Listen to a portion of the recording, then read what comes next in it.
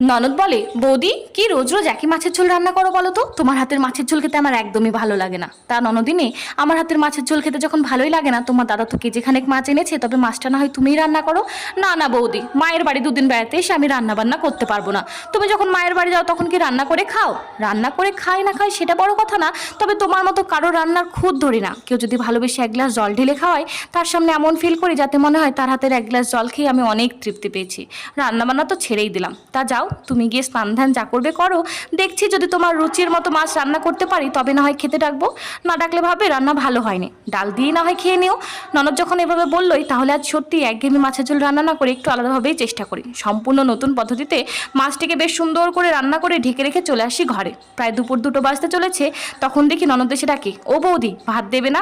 না গো, মাছের ঝোলটা আজ এত বাজে রান্না হয়েছে যে বাড়ির সবাই দুবেলার মাছ একবারেই খেয়ে নিয়েছে, তোমার জন্য এক পিসও বাদ রাখেনি।